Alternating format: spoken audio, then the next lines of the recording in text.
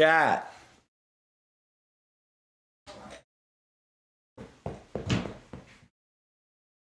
Carter Ray, hey, nice to see you. Nice to see you too. Welcome. This is the incredibly scuffed setup we're dealing with right now. Welcome. Everyone say hey. Hi, chat. Mods, do a shout out. Ads are running. Oh, this is awkward. But, how's your TwitchCon been? It was really good. I actually didn't go yesterday because I got too fucked up on Saturday night. I had to sleep that off. But it was good. The drag show was fun. We also went to the drag makeup panel and got $250 worth of free makeup. That was awesome. Is someone sneaking back there? Like, what is this? Okay, gotcha. Yeah. Hi. Nice to meet you. I'm Mike. Well, I'm glad you can make it. So what have you been talking about lately? What is the thing that's been consuming your time? Yeah, definitely Palestine. Yeah. So what is your overall take?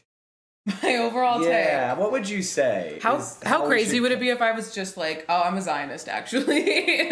I'm super pro-Israel. I mean, the answer is I would immediately I would become a debate pervert, which is rare, but it would happen. I would totally do that. I think obviously I've been a little tuned out the past few days that I've been here, but it's been really depressing seeing so many people who I've worked with and respected just go absolutely like ape shit pro-Israel, like things I would never expect from them. That's been sad. Obviously not as sad as the genocide that's going on, but like... I mean, it is kind of lame that those of us in the West who support the Palestinian cause always complain about how unfair it is that we're getting, character assassinated. But at the same time, I think it's actually important for changing the narrative because your choices come down to three. You either become a disgusting sellout piece of garbage and become a genocidal Zionist. Mm-hmm. You stay quiet out of fear, or you become a brave person who puts their ass on the line. Yeah. Even in a small way. And like Caroline, I don't know if you've been watching Caroline Kwan. Mm-hmm. But she has been, and I was like almost shocked at how vocal she was, because I understand both in Democratic Party politics and Hollywood, being a vocal advocate for Palestine is not good for you. Right. People will remember that, and they will, there is a common practice of going after supporters of Palestine. Mm-hmm. I think you can agree with that statement, right? Yeah. I mean, I still get emails, obviously, from my law school, and like I was really proud of the organizations there who were not afraid to support Palestinian liberation and call a genocide, because so many young law students are having job offers revoked because of that. Apparently, Richie Torres is going to make sure that any person who's trying to be a lawyer is not going to be able to get a fucking job if you're pro-Palestine. But also, there's like the sentiment I feel like is changing. 25,000 people marched in Chicago yesterday. They said like 100,000 in London. York, and so seeing so many people start to, wake up from the propaganda that has been forced down all of our throats about it. It feels good, but obviously it's steps in the right direction, but it's not necessarily stopping what our elected officials who are so thoroughly funded by the pro-Israel lobby are saying and doing. Yeah, I think that's the difficulty, is like we get in a situation where we're no longer discussing the facts of the situation so that we can come to a conclusion that is in the interests of America, Palestinians, Israelis, and end injustice. We became distracted by these arguments over, like, is it legitimate to criticize Israel? Is BDS a terrorist organization? And, oh, look at these privileged law students losing job offers. Ha ha ha, that's the real world. As opposed to the fact that Israel is an apartheid state. Israel maintains anti-miscegenation laws.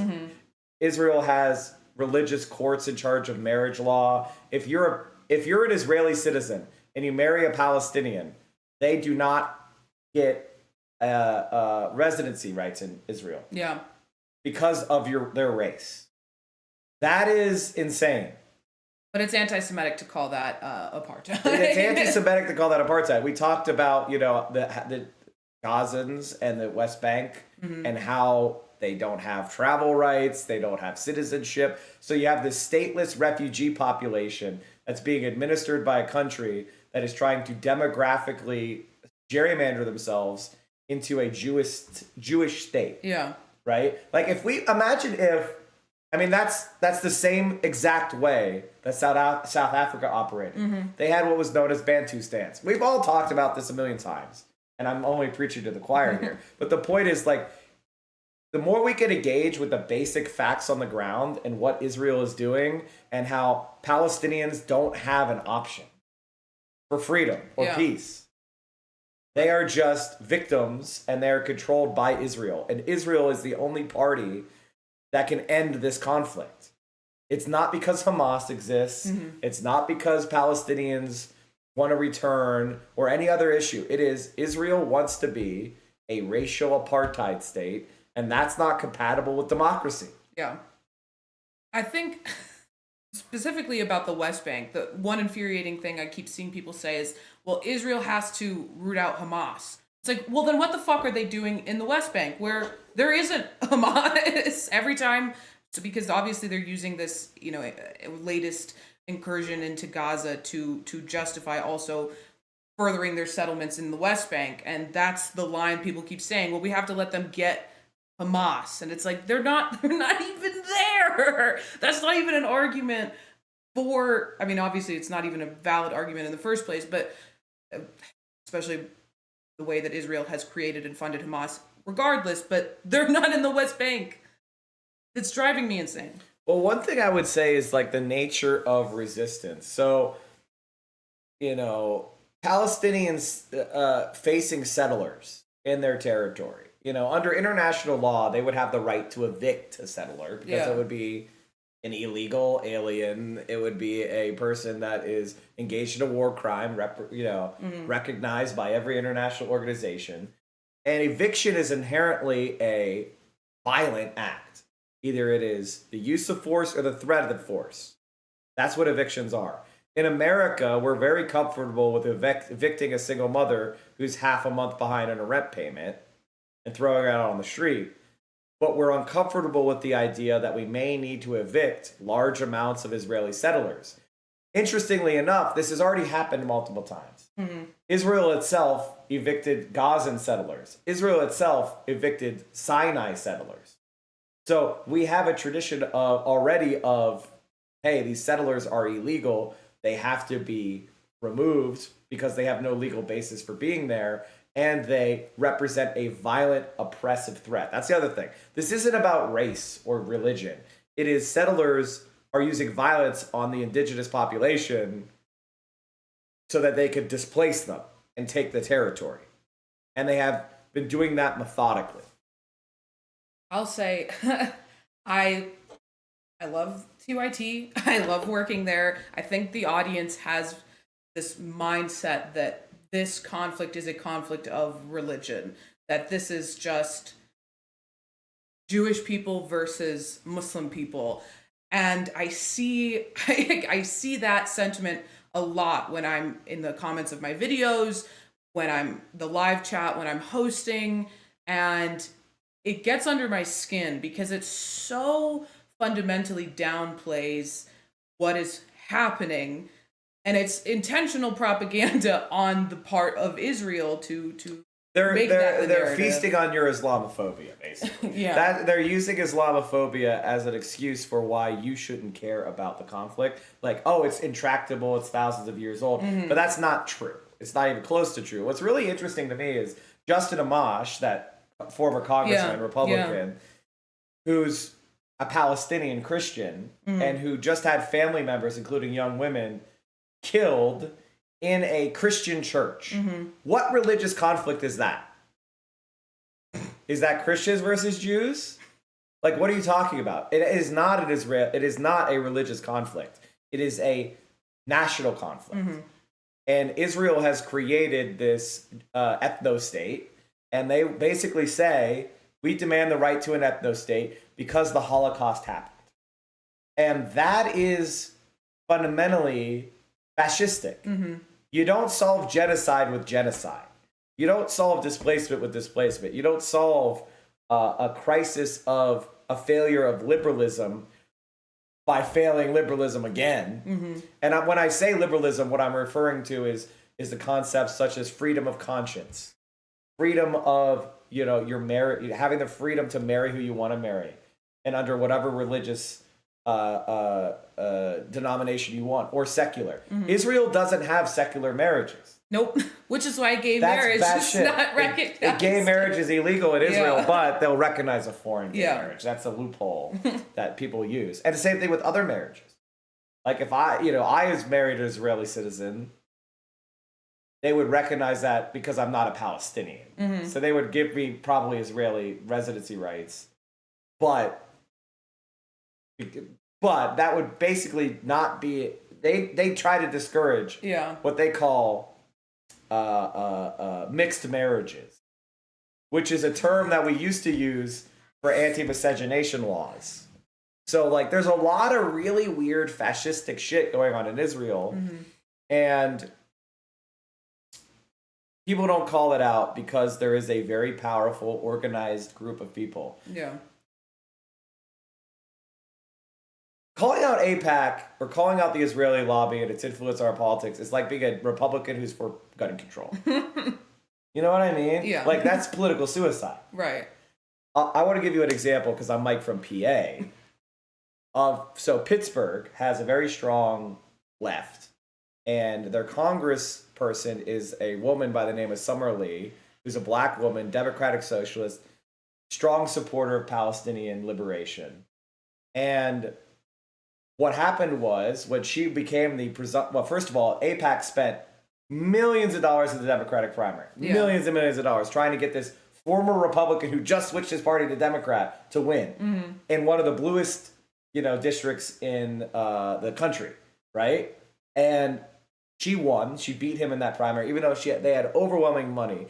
Then it was an open seat. There was a retiring congressperson named Mike Doyle. They found a Republican named Mike Doyle to run as a Republican against her, and they spent millions of dollars trying to win off of like name confusion and shit. Just think about that. That's real. Also, the amount of AIPAC money that went into supporting the opponent for Nina Turner in her race, Shontel Brown. Yeah. It is insane when that's not like a district that has a large Jewish population. So I mean, there was some Jewish population, and a large reason why Shontel Brown was able to win is because there was a very large turnout within some white suburban precincts that were strongly pro Shontel Brown. I think Nina Turner actually won the black vote in that district the first time around. The second time around, when Shontel was an incumbent, it wasn't that close. But India Walton's a great example. I mean, and you're gonna see this. Like, there's a commentator online who I don't like by the name of David Pakman. Pakman. I don't like David Pakman. I've been on my David Pakman hate He's a arc scumbag, the past man. few days. I hate that piece of shit. Anyway, he was. He's always, anytime there's been a kind of like scandal surrounding Rashida Tlaib or Ilhan Omar, he'll always jump in with the right wingers and like just promote the anti-Rashida, anti-Ilhan Omar propaganda that's out there. Yeah. He even did a thing like saying that Bernie Sanders has a problematic advisor, Linda Sarsour, because she's a Palestinian. She was a Palestinian surrogate of Bernie's. Yeah. And this is the kind of shit with Zionist, like progressive except Palestine. Yeah. Or in his case, progressive except foreign policy, because he also supported the Bolivian coup. And so, like, I do think that we should call that out and be like, we're not going to have social democracy at home and fascism abroad. Yeah. It's gonna come home. And I'm not sorry to all of the people in my audience who love David Pakman and have been pissed that I've been. What do you like about him? That's Please okay. explain. I've never enjoyed his content. I don't like the way he talks. That's not me. Like, MSNBC already exists. Right. Like, what do you get? Why are you going online to get the exact same thing as MSNBC? In fact, much of MSNBC is to his left. What's the fucking point? I've had people in my audience like debate lording me like, well, you need to listen to all of what he has to say because if you're only looking at the things that he's posting, I'm like, I don't need to watch every single episode of his show when I can look at what the clips he's posting are and see that it's clip after clip after clip saying that it was a Hamas rocket that hit the hospital, that the left Which is we being don't know. anti-Semitic. And it's also, We don't know what the cause is at this point. but we do know that they've targeted multiple. Oh no, that's exactly the So it's distraction. like, right. That's a distraction. We have an incident where it's a dispute. Why is it a dispute? Because there's so many civilian casualties. Mm-hmm. They wouldn't bother to dispute it if it was a normal, a civilian casualty loss. They're creating lying propaganda, and the Israeli government has been well established as a liar. And yet we're supposed to, he just takes their words and then advances them and says, well, I'm just repeating what was reported, which is smuggling propaganda. Yeah. Yeah. And so that's not what we're supposed to be. We're supposed to have media literacy. We're supposed to be educating our audience about how to evaluate the validity of sources, to understand how to know who is the source of the information and what their intentions are, so you can analyze the validity. It doesn't mean that a biased source is always wrong, but being aware of a biased source so that you do not just take it at face value is important. Mm-hmm. And I don't feel like he teaches his audience how to be a good media consumers. I think he advances a propagandistic agenda and is not trying to create knowledgeable consumers of media. Yeah. He's trying to create David Pakman supporters. And it's definitely working because they're all very angry at me. But it's just the fact that it's not even just that. It's every piece of his content is the left has an anti-Semitism problem. The left has an anti-Semitism problem. That's like, crazy. and That's I'm crazy. sure Which was also, not to interrupt, can I just talk about Jeremy Corbyn? Yeah. So that's the context. Give the audience the context of that. Do you know what I mean? About Jeremy Corbyn? And the anti-Semitism allegations. Yeah, I mean, and it was so fundamentally unfounded. Well, I mean, it's been a while, but fundamentally unfounded. His support for Palestinian liberation has been cast as anti-Semitism. He was described as being anti-Semitic, and all of the papers of record over there by his own party. He was condemned for anti-Semitism without any basis, without any actual instances of anti-Semitism. It was his proximity to people who were pro-Palestine, his unabashed support of the movement. Then that makes him anti-Semitic, which is again how the messaging works. Everyone who supports Palestinians. He was opposed by Zionists, Yeah. and an alliance between Zionists and right-wing Labor Party members to create a false scandal because they opposed to different parts of his platform. So they weaponized false charges of anti-Semitism in order to create internal division and ultimately his fall because he lost the election. Mm-hmm. All these Labor MPs are off the record telling reporters how anti-Semitic they are, and it's like you saw that game played, and it was unfortunately successful, and it led to a conservative government that did a whole bunch of conservative shit was terrible. Yeah. And now we have a genocide in Gaza. And so the left in America, I think we should learn the lessons of Jeremy Corbyn. And when you see someone like David Pakman, you have to call him out. You have to call him out. You have to basically say he's not one of us. And it's not because I don't want to build bridges or I don't want the movement to grow. I don't want traitors in our midst. I don't want people that are going to plant a dagger in the front of our face when it comes to talking about equal rights or justice for people of color abroad. Mm-hmm. You can't build him up and then, he's told you who he is. He's a right-winger when it comes to the treatment of the global South. I can't imagine that being useful for our coalition in the long term. Exactly. And like I'm someone who I always joke that I keep my mouth shut because whenever there's like interpersonal drama between people on the left, political commentators, political streamers, like I have a lot of friends who hate each other a lot. And I don't think that I have ever been interpersonal. I think I've only ever talked about people's beliefs or their actions. right. I think people have been interpersonal to me. Right. I don't think as a response to Yeah. make people uncomfortable because, and so my point of view is I kind of learned who the type of people are that are what I would call opportunistic or social climbing or Yeah. unprincipled. Yeah. And, I just kind of don't associate with them. Yeah. And that's all you can do. Really, Right. And you that's know? and that's what I'm because, that's what I'm saying. Like if someone's beliefs are totally incompatible with what we should be celebrating on the left, what we should be championing on the left, like I'm going to call that out. I'm not going to, sit idly by. But if it's just like these two people have irreconcilable differences in their personalities and they hate each other. Oh, yeah. Yeah. But here's the that's thing. also just a distraction. By the way, I have revolutionary discipline. I don't need to like everybody who I'm on the same side with. There's something called comradeship. Mm-hmm. We're supposed to be focusing on this great horizon of socialism. I'm not going to like everybody that might agree with me on some substantive points. We don't all have to be friends, Right. but we have to be comrades. You can't align with a right winger to stab me in the back because you don't like me. Mm-hmm. Then you're an agent of the right. Right. You're a splitter. You are an enemy of all those of us who actually care about that shit. Unfortunately, I am one of those people, and so I'm always surprised when people fake it. I never understood why they would think that was a good strat. I don't know. It's weird. Opportunist Lenin has told us what to do with opportunists. I mean, true. Never trust them, obviously.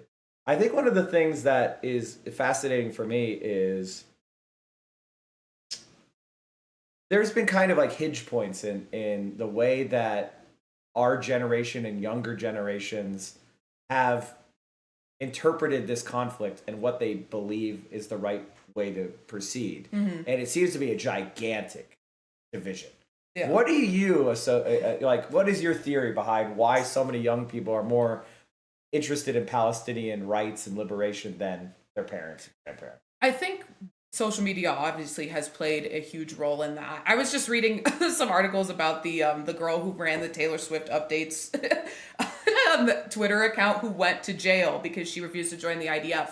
And she was saying that, yeah, she's fucking awesome. She was saying that the reason that she was able to, even as an Israeli citizen, the reason she was able to break through that propaganda was because she was connecting with people from Palestine online. And so she realized that the people who, have been telling her every Palestinian wants you dead. They hate Jews. They want you eradicated off the face of the earth. She was like, oh my God, that's not true. And like she did more research. Yeah, and then crazy. at the age of 8, That's racism. Right.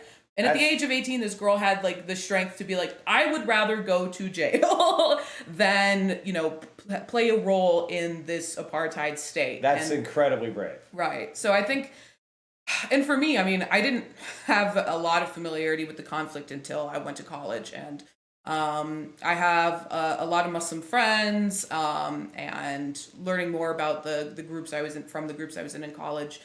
And all the resources now that we have access to, just on our fucking phones, help me to educate myself further and, start to advocate more. And when I, started my political So you would say career, that yours was more intellectual and like academic, was there, and like interpersonal? That's it was in college. It definitely wasn't my professors though. Gotcha. Who, I'm just thinking this one professor I have where I'm always seeing my friends on Twitter argue with him.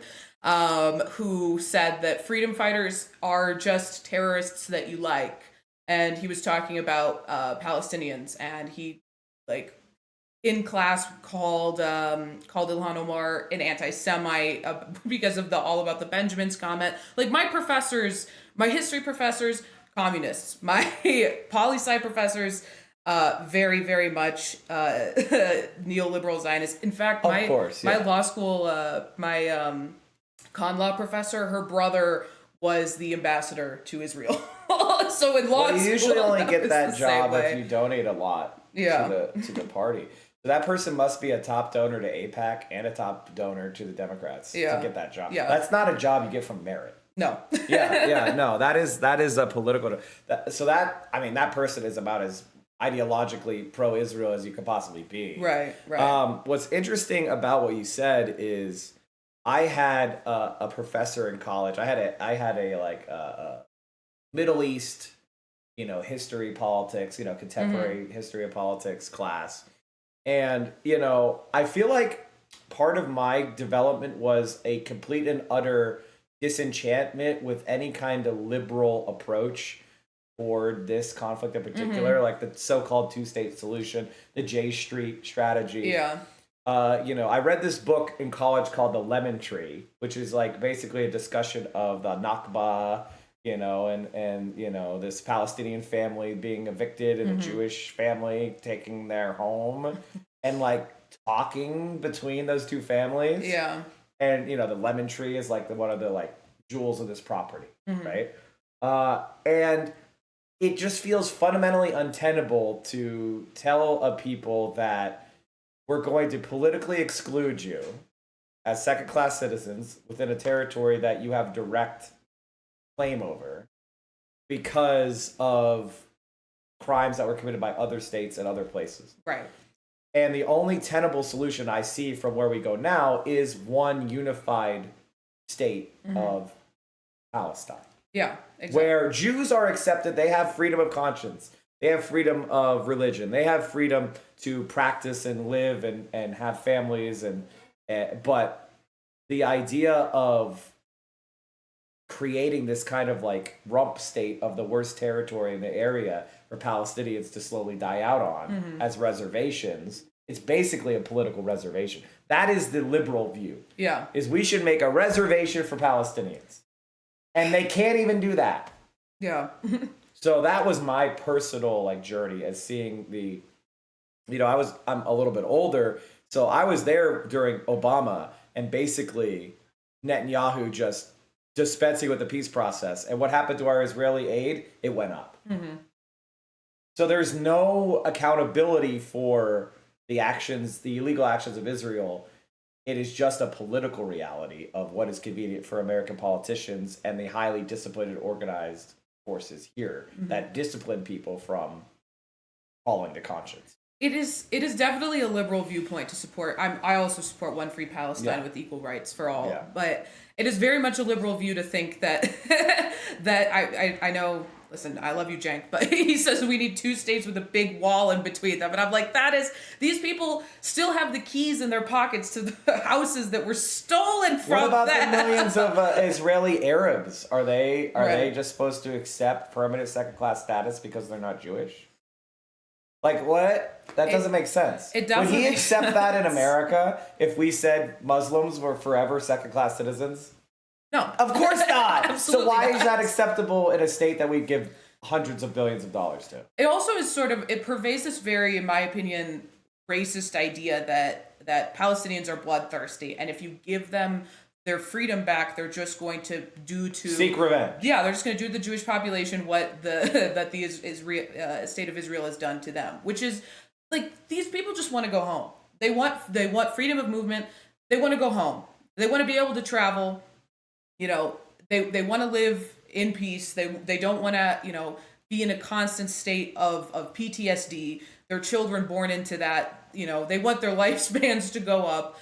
They're not trying to put them into an apartheid state. That's not even a logic. Okay, that's not even close to logic. That is just blatant bigotry. And I mean, That's asinine. you can draw parallels to, the defenses of slavery. That's what they said, that if you give these, slaves rights, they're just going to turn around and enslave us. You can't do that. Or, if we expand civil rights for people of color in this country, then, once they gain power, they're just going to put us into a place of, oppression, which is, it's just an argument to uphold the systems of oppression that exist now. It's not based on any facts whatsoever. Well, no, you could have made the same argument for abolishing slavery, for Yeah. abolishing apartheid in South Africa, for really any liberation movement that's ever happened, and usually revenge is not actually pursued by a liberated people.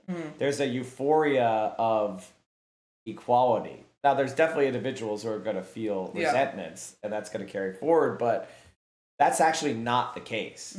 You know, and it's honestly baffling to me because, you know, if you're a black person in America, for example, they're still overwhelmingly discriminated against and mistreated and treated like potential criminals or whatever just because of the color of their skin. That stigma has carried on and is enshrined in our laws. I'm surprised people are so peaceful. Right. You know, it's similarly, so that though is good evidence that liberating Palestinians doesn't come with that kind of genocidal threat. That is, and like, does anybody think that the United States and the world would stand idly by and allow Jews to be genocided? It's an absurd argument. And they're saying, well, we can't depend on other people. We can't depend on others, but they do. Yeah. Like, I saw this one thing that was one quote that we saw. Maybe I closed it. But basically, it was an Edgar Mentum snippet. So let me just scroll his shit. Oh fuck! Why is everything loading so slow? This website is actually dying. It's so bad lately. I can't. Also, this guy posts way too there. fucking much. Jesus Christ, dude, stop posting so much. Fucking God.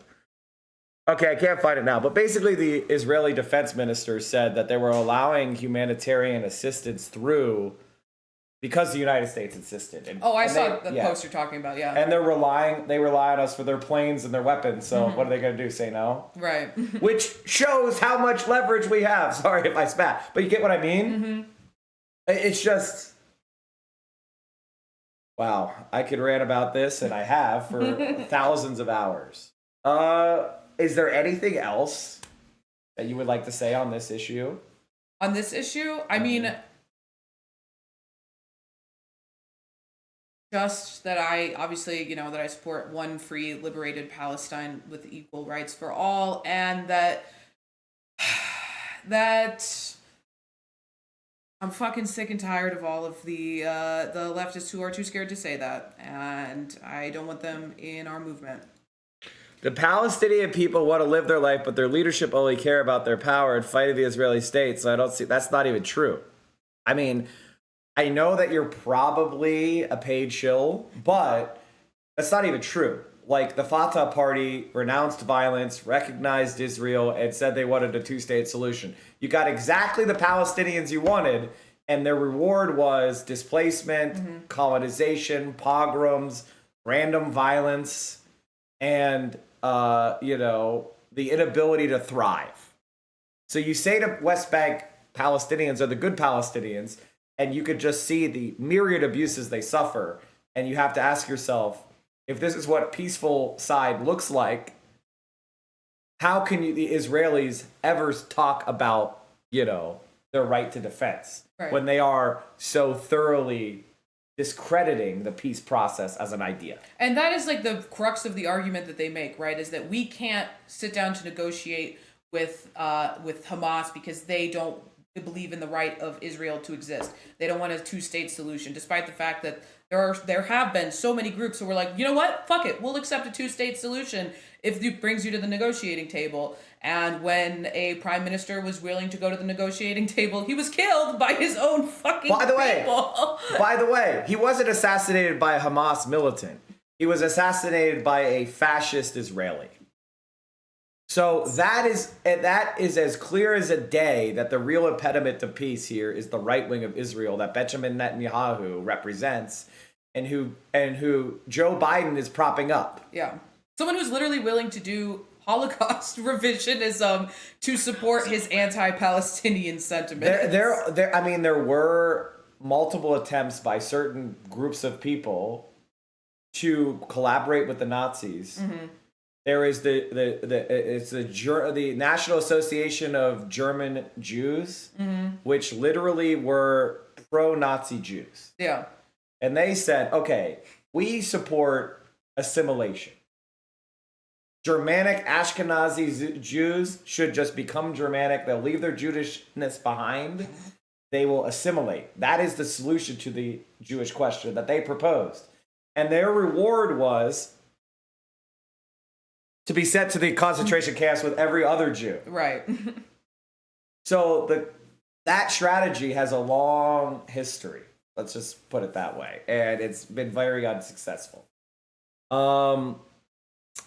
They just stopped calling them slaves and instead use criminals. People can be dehumanized so quickly and effectively when people are utterly incurious as a default. Well, I mean, curiousness and openness is something that is both an element of your personality, but also something that is taught. You know, like we naturally have a certain level of fear, I guess, but going into an environment where people feel like they can learn about others and teach in return, that kind of like open space, that is not part of American K-12 education. Yeah. That's why you see a big gap between college educated people and non-college educated, typically for boomers especially. Yeah. But that's what we need. And, so people often talk about how bad re-education camps are, and I couldn't agree more. What America needs are education. Yeah. Facilities where people can finally get their first education. Yeah. You know what I mean? Like, that is what I think America needs more than anything, is a reevaluation of how we communicate. And honestly, like,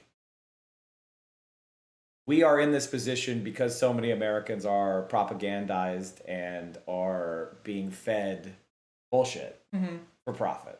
I mean, this is probably, the sentiment that a million people before me and after me have expressed, but I didn't learn shit until I went to college, and I had professors who were passionate about teaching actual history versus, the the textbook I had in my high school still said that Ronald Reagan was the president, which is awesome, and really just goes to show how good our funding for public education is in this country. But it was a very different history of the world that I learned then, versus juxtaposed to what I actually was able to learn in college. And I think that I would definitely not be nearly as passionate about the things I care about now if it wasn't for the education I was fortunate to be able to receive, and unfortunately now have to start paying back because my student loan repayments have begun. Yeah. Well, no, I mean, what you're talking about is very important because, like, I as somebody who did local politics was very involved with the debates around education in America and how completely asinine they are, how far they are from like even reasonable expectations of what a public education should look like. I was fortunate in that when I went to high school, my high school had a good AP history class that I could take. And I had it was a full year, AP history class. And I was able to like finally, US history, sit down and like read some real shit. I read People's History of the United States in that class and all sorts of other stuff. This was incredible. So I came out of high school academically because I had a great public school with a great teachers union, and I had this one teacher and this one course I could take to really help me academically exploring things and learn on my own, learn how to learn. And that should be an entitlement to everyone.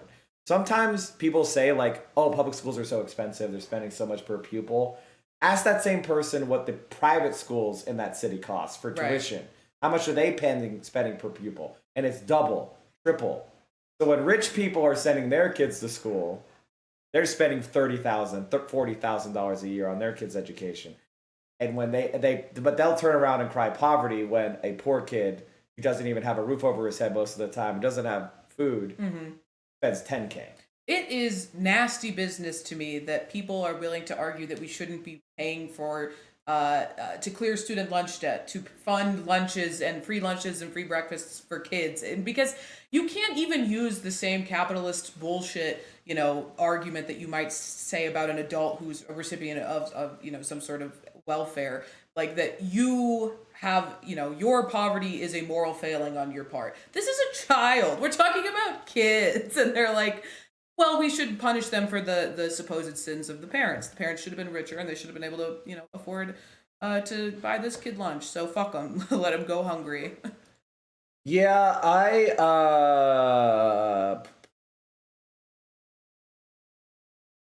I couldn't agree more. This is like one of those things where, I'm kind of like down in the weeds a lot, and people have criticized me for it or made fun of me for it because I care about things like socialist municipal policy, and things like that. And we shouldn't just be talking about some, blue sky bullshit of our fantasy of what the future is going to be looking like. But like, what happened if I got elected mayor of New York City tomorrow? What would I do from here to get to a better place? And I think I have an idea, of some of the things I might do. And we should be able to explain to people what we would do and how it would result in a better outcome. Like, this might be a good topic for us to close on today. And I don't mean to bust you up as a TYT contributor, but one thing I have noticed that has made me pull back a bit was the conversations about homelessness. And this kind of like liberal law and order philosophy that seemingly bubbled up from nowhere. And like, for example, the first thing that I saw a year ago, and I wanted your comments, was basically Anna replying to Hassan that California had been doing a rehabilitation first criminal justice system. And it had failed. Yeah. If TYT's main host, who was previously, when Michael Brooks was alive, a Democratic Socialist, I don't know if she is anymore, but what is your account for that kind of just completely insane statement? Why is that something that is existing right now? I think for her, and obviously I don't speak for her, but I think it was just a result, and I'm not justifying it. Obviously, I fucking totally disagree with her, and on that topic, on a great many topics, but I'm not trying to hold you accountable. No, yeah. I just want your thoughts on what I think for her it was just a personal response to being the victim of a crime, and that led her down a very negative road and of fear. And it's sad because I've also been the victim of a crime perpetrated by a homeless person, but I obviously don't think that the solution to that is to throw all homeless people in jail, remove all of their the little tiny shred of stability that they have in the state that they are forced to live in. Also, I think that there's a lot of misconceptions. Obviously, I worked in civil rights law. I worked with at-risk disabled people, a lot of people who were, previously homeless, on the verge of homelessness. I was almost all housing would be homeless if not for some benefit. Right, exactly. Yeah. So, there's a misconception that there's easy programs to get into, or that it's easy to get into a shelter, or that it's safe to get into a shelter. Yeah. And none of that is fucking true. So it's just this, you're living on this constant state of panic. You're constantly, in a crisis. That's your entire life. And it leads people to end up, but they're more likely to be the victims of crimes themselves than they are to be the perpetrators of crimes. And the solution, is not just to get them out of our eyesight. It's to provide fucking housing. And the cities that have done that have, either just given money directly to unhoused people or, provided them with housing, they've seen excellent results. But I think the one thing I would say is I think it also demands a unified national strategy, right? Because if one municipality starts to provide benefits for marginal people, but no one else does, there's going to be a natural center. There's going to be an attractive force, and other cities might dump. Like, listen, we all have a certain percentage of like people that are struggling with addiction, as an example, right? Yeah. It's not a moral failing. It's just a fact of nature that some percentage of people are going to become addicted due to a variety of circumstances and maybe some biology. We don't know yet, right? But if only one municipality is doing something and every other municipality is just sending people to that municipality, it's going to overwhelm their local resources and make the crisis even worse. And that's why, like, when we talk about Vienna is such an obvious example of making housing a right of every citizen, and it's high quality social housing, not for profit, no equity. Sometimes it's a co-op owned by the residents. Sometimes it's a limited profit corporation that develops it. Sometimes it is a state run, housing. I've been to Karl Marxhof, which is one of the largest public housing buildings in the world, built originally in the 20s and 30s, but they have continually remodeled it, and they combined flats to make bigger flats as our expectations and norms have changed. They have continually remodeled it, as well as building new public housing, and it's relatively inexpensive.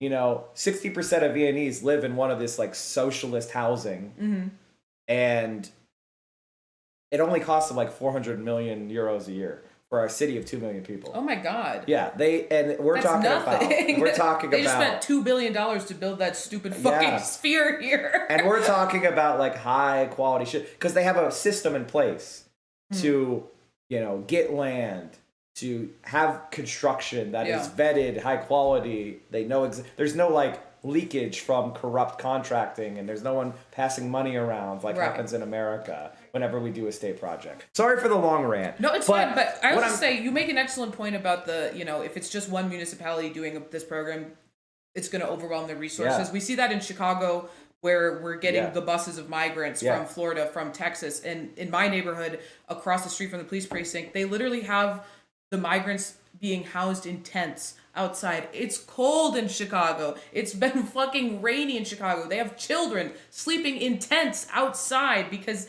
there's been no warning beforehand that they're going to be sending these migrants here, and it's been overwhelming. City's response has also been dog shit. So and the programs we had in place now, they're running out of options, and our members of the people who live there are protesting not to get better conditions for these migrants who have already suffered immense trauma and are now being forced to sleep outside, but because they don't want to see them. And it's disgusting. Well, that's kind of the crisis we have, because like liberals are trapping us in this paradigm of like, keep the camps, keep the migrant tents, and it's like, no, what we want is them to have complete social services and integration to our communities, where they can be supported and they can become productive members of society. Their children can grow up and feel loved and accepted as Americans. That is not that expensive, actually. and it requires, and this is another trap that we often fall into. Our federal government precludes municipalities from doing a lot of things, like building public housing. Yeah. Like, they don't let them do it. They don't give them money for it, and they don't let them do it. And they'll remove funding from existing public housing if you go over the public housing level you had in 1999. And our population has gone up quite a bit since then. So we have a housing crisis right now because we live in a neoliberal society. So neoliberal solutions to neoliberal problems are not going to solve anything. Right. All right. Well, do you want to we went over an hour, chat. Wow. Do you have anything you want to plug? Or anything I should do to shout out you? Yeah, I mean, everyone could just follow me on Twitch, twitch.tv/Rayvana.